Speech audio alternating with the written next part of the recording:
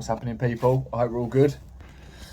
So I wanted to do this video today to give you all a rough idea of what it would be like if you booked me up for a guided session along the East Coast. Yeah, so just a few hints and tips in there, what I like to use in my fishing. And yeah, it will just give you a rough insight to the kind of things we'll be doing, the things we'll get up to, the things we'll talk about. Yeah, so that's it really. I hope you enjoy the video and definitely get in touch.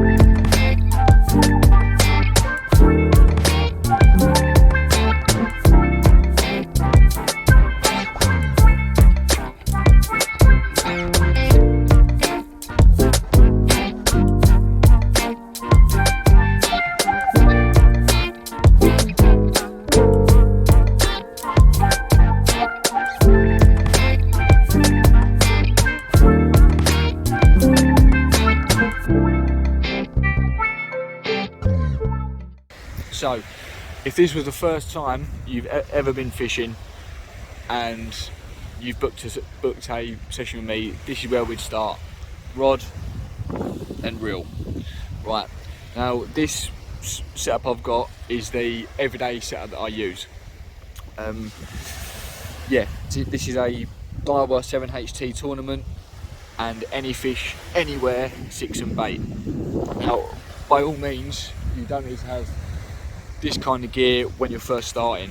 It isn't the dearest, but it also isn't the cheapest, and you want to make sure you can definitely handle what you're buying, i.e. you don't want to go into a fishing shop and buy a multiplier reel because you're just going to have no end of trouble.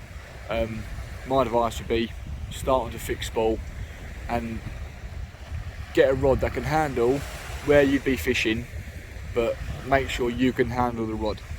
I see it all the time. People buy £400 or £500 rods, like broomsticks. They're absolutely fantastic rods, but they just won't work with a simple overhead flick. They're way too powerful, and you find yourself not compressing the rod, and then you'll get no end of trouble. You'll get bird's nest with your multipliers and no distance at all. It'll just be a nightmare. So the first thing we would do is talk about what kind of gear there is on the market to suit where you'd be fishing all the time, basically. I have other rods for different occasions, different marks, but we'll keep it simple with the basic rod and reel I use. So onto the Daiwa 7HT tournament. These are fantastic reels. They're fast, but they're very good when you can handle them. There's no reason not to use a fixed spool. You hear people say all the time, multipliers cast further. That is absolutely nonsense. It's all down to the person using it. In my eyes, there's no reason to not use a fixed spool. I use fixed spools occasionally when I'm on piers, etc., but I just find it better when I'm beach casting to use a multiplier. That's just my personal preference. Anyone can have their own preference. Fixed spool or multi, it's completely down to you. So on the multiplier, any decent multiplier will have a magnetic braking system.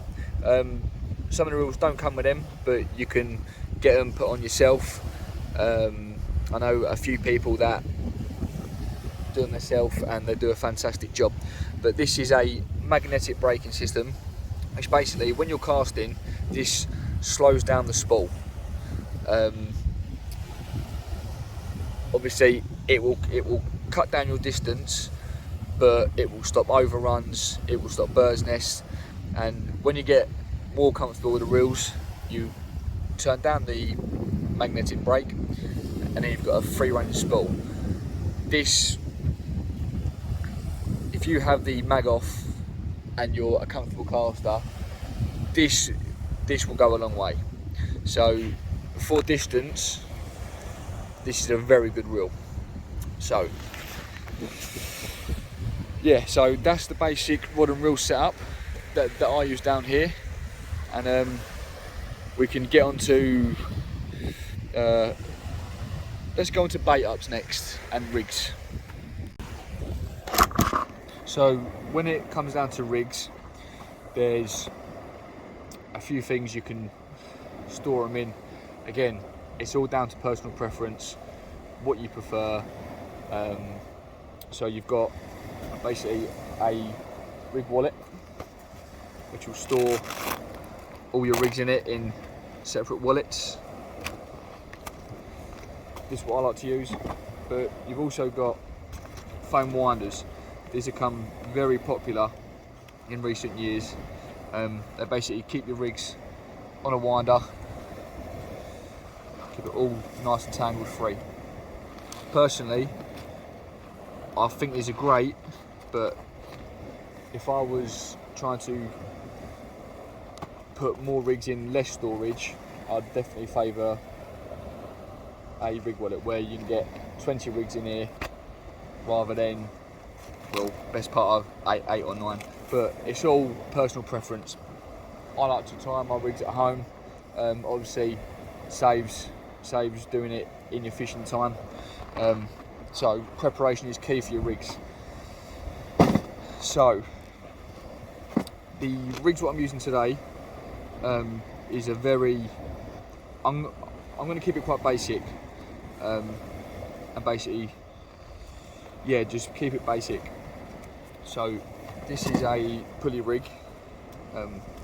Everyone would have heard of it.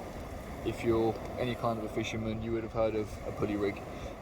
It's the most versatile rig on the market, and it works almost anywhere in the country. You can use it on rough ground, you can use it on clean ground, you can target smooth hound with it, you can target rays with it. There's loads of different variations of it you can use, as in hook sizes, snood sizes, pennels and single hooks. So there's no end of what you can do with these rigs. So basically what I like to do is, this is a very short pulley. I like using short pulleys down here. I think it works better. So this is your rig body and this is your hook snood, right? I change this after every single session,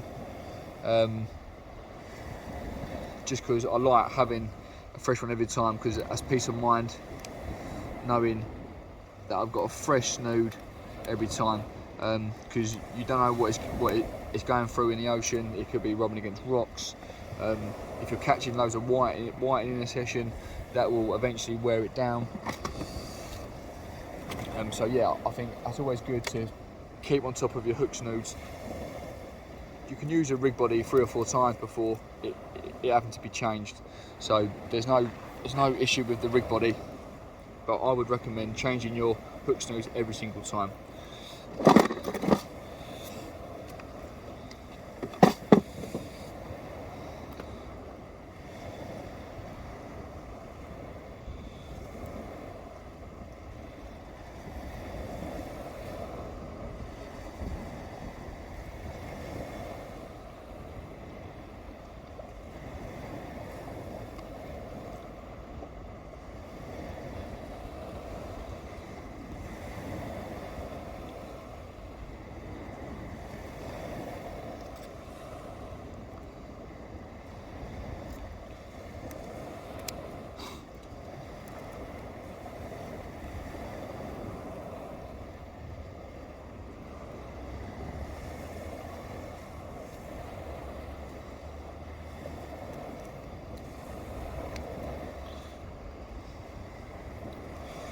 So then, moving on to hooks, I like to keep a selection of hooks on me, so you can basically tailor your fishing to what's about, basically.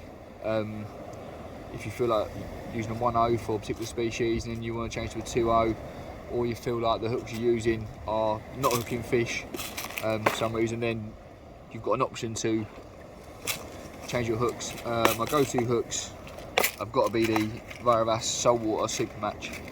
They're absolutely fantastic hooks, nice shape, they bend out of snags, they're absolutely awesome rigs. Right, so I'm going to go for a pulley on this one, a pennel on this one. So you put one hook through and one hook on the end. You might have already heard of this, and I'm sure some people watching have seen this, but I'm trying to give everyone an insight of what's going on down here on the guided sessions. So if you've never put a rod in the water before, don't feel like you can't get in contact and come down for a session, because we can literally get you started on casting, bait ups, and absolutely everything there is to get started fishing. So some things I'm going to say you definitely would have heard of, but this is also for the people that basically haven't ever fished before, so bear with me. And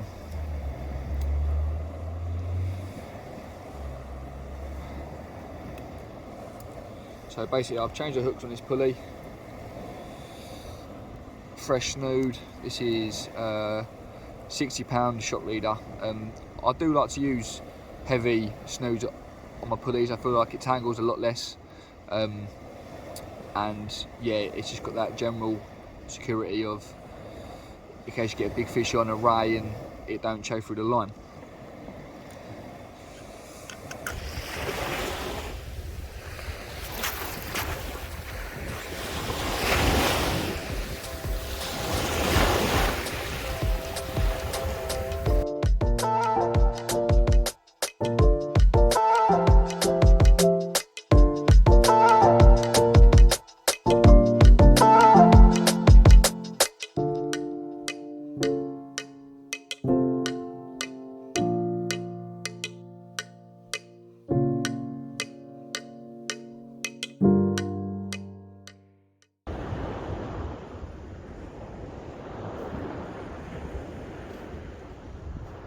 So one thing I'd like to go over with you as well is casting. The be all and end all is you don't need to be casting to the ends of the earth to catch fish. It obviously helps to have a distance cast in your arsenal if you need it, but most places a nice cast, 100 yards is perfect. Sometimes a lot less. Yeah, so we're not tournament casting, we're just getting that bait in the water where we think it is. If we want to chuck it in close, we chuck it in close. If we want to chuck it at a distance, we chuck it at a distance. Don't get into the habit of thinking you need to be casting to the ends of the earth to catch fish, because that simply isn't true. So I'm just going to show you how I cast. Yeah, just a simple fishing cast, nothing too mad about it. Yeah, so just have a look. Excuse my head torch if you can't see me. As you can see, it's pitch black dark, so I'm sorry if the film isn't spot on, but yeah, just see how it goes.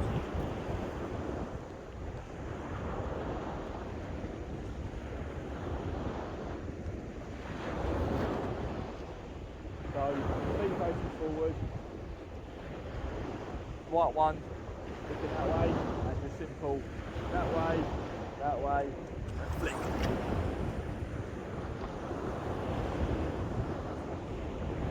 See, nothing too mad, not rocket science, just give yourself some time to practice and you will definitely be casting enough to catch some fish.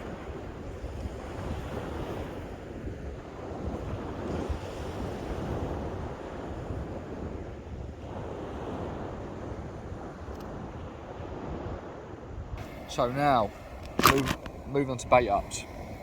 I'm using squid. This is probably the most versatile bait you can get. Every shop will have it. You can use it anywhere in the country. It is just a general all-round good cheap bait you can use.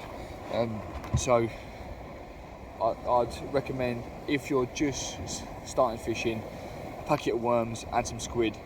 You can't go far wrong. So this is how I would bait up a squid. I'm intending this for probably a bass, or a codlin, or a ray, a thornback ray. So I'd like to use a full squid.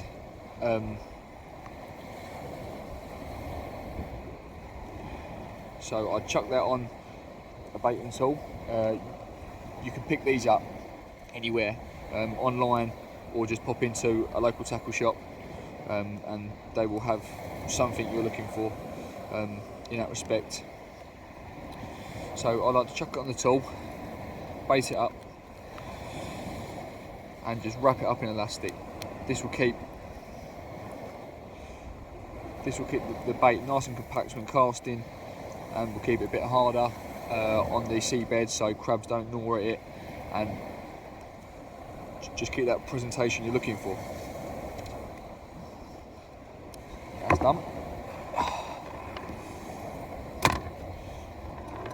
So you then get your pennel set up, which I made earlier. You get your bottom hook and just pierce that through the bottom, like so, and just have it out like that. Nice and proud, and wrap elastic. Don't be frightened to use too much elastic. It won't hurt basically, and it just keeps it more and more secure the more you use. So don't be shy to use loads of it, but don't go absolutely mad with it. Just enough to secure the hooks in, place. So then you will get your bottom hook, your pennel hook, slide it down.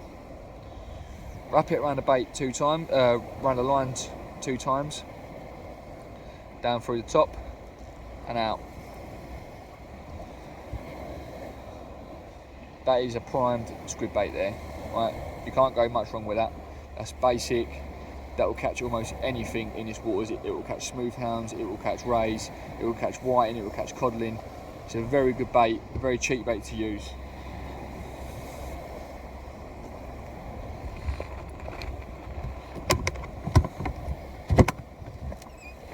Right, so let's get that bait in the water.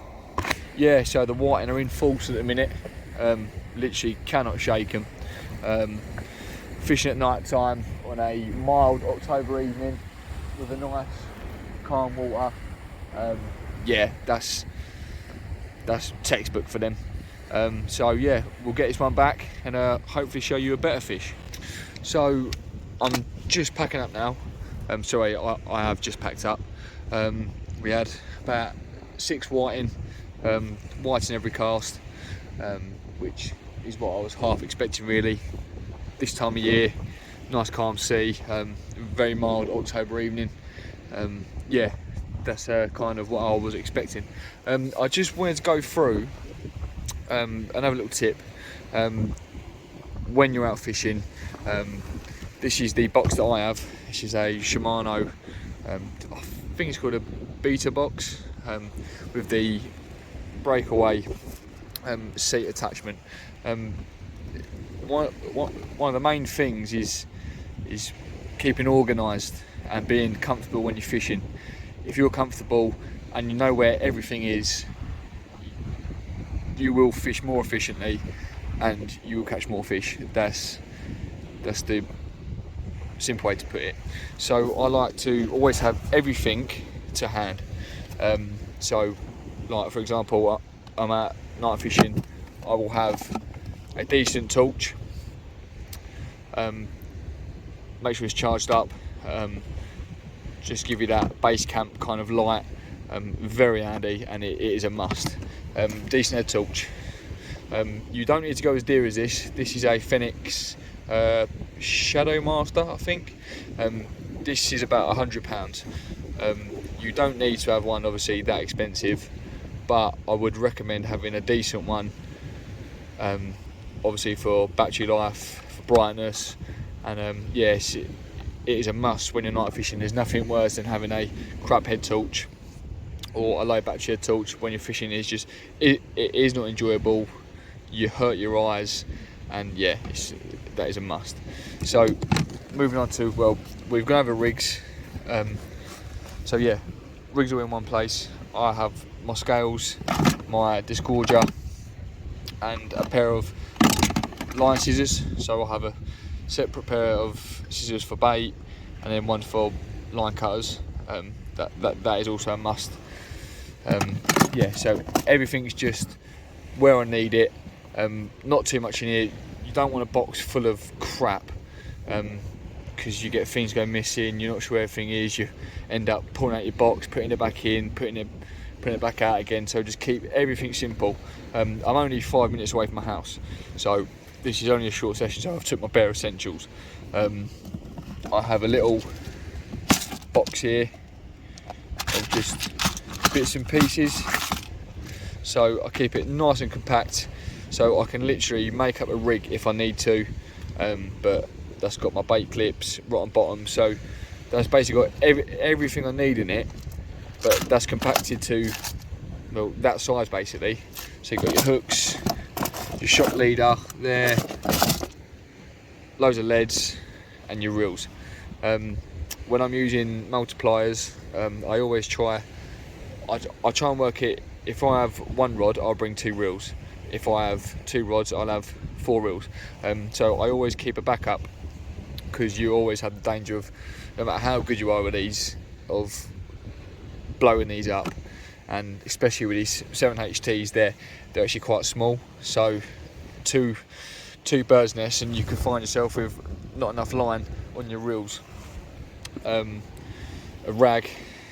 I like to use 2 shelves. I just find it really handy to have bits and pieces out.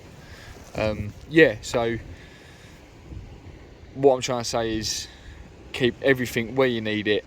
It's simple, easy to get to, nice and tidy, and yeah, that is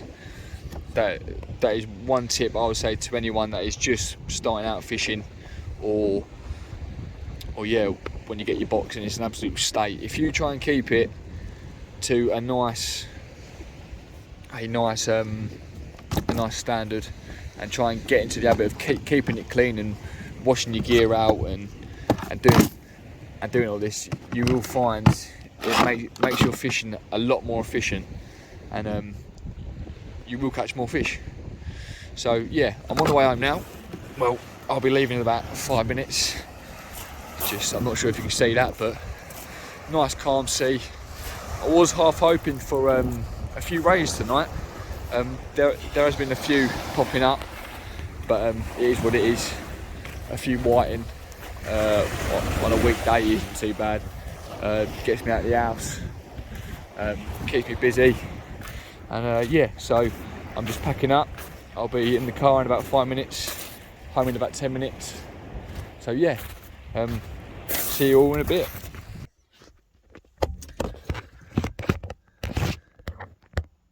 Yeah, so I'm back in the car now. Yeah, a few whiting, nothing great on the fishing side, but if I'm honest with you, it was more for me to get out, to give you a lot of insight of the kind of things I do, and the kind of things that I practice in my fishing, just to make it a bit more better, to sharpen up my fishing, to hopefully catch more fish. Yeah, so I hope it's giving you a insight as well on what to expect if we was to ever go on a guided session. Like what I said earlier, literally level of fishing means absolutely nothing. Whether it's a person that's never put a bait in the water before, never touched a fishing rod, we'll literally go through start to finish what you need to do to get started, tips on getting started, and ways to start improving your fishing. And then you could be a seasoned angler who is not from the East Coast and just fancies coming down here for a fish. I still use guides up on the Bristol Channel, all over really. I think they're absolutely great, and they're a great way to get to know an area. Even if they're not so much teaching you fishing, they're giving you marks in a area that you're interested in fishing. So in my eyes, that's a cheap price to pay for that kind of knowledge. So yeah, so I hope it's taught you all a few hints and tips, and showing you the ways that I fish. And if you ever fancy coming down for a guided session, definitely get in contact.